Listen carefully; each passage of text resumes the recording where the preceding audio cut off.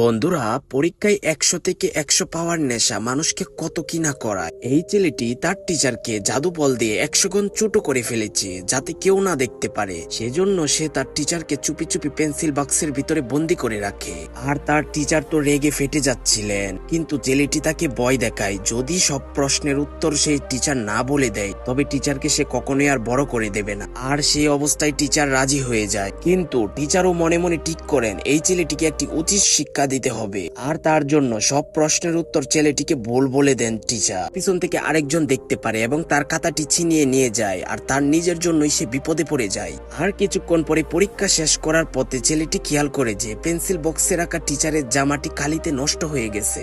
আর তখন ছেলেটি তাড়াহুড়া করে একটা খেলনা দোকানে যায় তার টিচারের জন্য একটা ভালো জামা কেনার জন্য। আর এই মুহূর্তে দোকানের ভিতরে হাজির হয়েছে তার এক বান্ধবী, আর সেটি দেখে তার টিচার একেবারে পুতুলের মতো ভান করে স্থির হয়ে যায়। তার ভাগ্য এতটাই ভালো যে সে ধরা পড়েনি, আর সব বিপদ কেটে গেছে ভেবে সে যখন বাড়ি ফিরতেছিল পথে পা পিছলে ছেলেটি মাটিতে পড়ে যায়, আর তার টিচারটি মারাত্মক ব্যথা পান। তাকে সুস্থ করতে ছেলেটি এক বোতল পানি এসে তার উপর ঢেলে দেয়। টিচার যখন একটু সুস্থ হয়ে যায় তখনই সেখানে দুষ্ট ছেলেটি আবার চলে আসে। সে টিচারকে দেখে মোটেও খুশি হননি, বরং নিজের পুরনো অপমানের প্রতিশোধ নিতে সেই টিচারকে বাড়িতে নিয়ে যায়। ড্যাশবোর্ডে মাঝখানে রেখে সে অনেক ধরনের খেলা খেলতে থাকে।